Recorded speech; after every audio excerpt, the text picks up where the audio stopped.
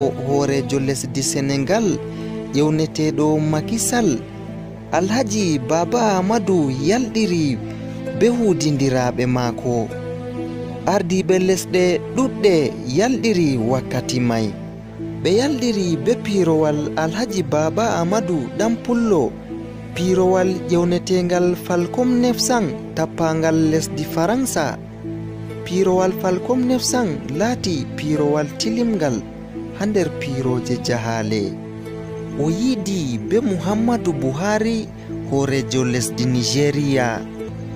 O yiidi be Alpha Condé hoorejo lesdi Guinée. O yiidi be Muhammadu Yusuf hoorejo lesdi Niger.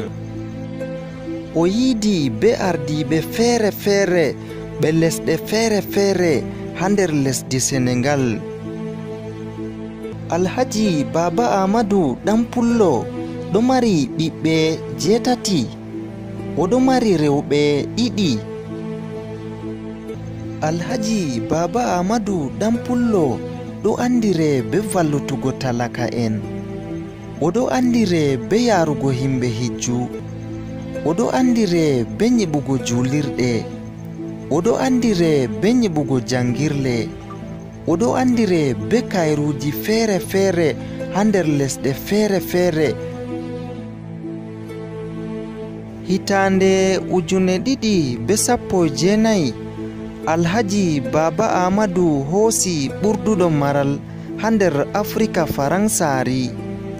O hoosi ɓurduɗo maral be teddenga $950 ha lissafi Forbes.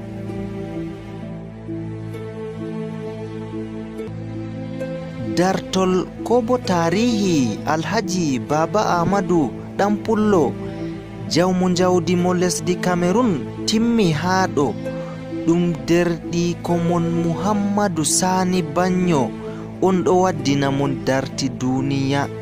Miɗo tawe ha lamba WhatsApp be appel ha lambaji ɗiɗo windi ɗo. Wassalamu alaikum.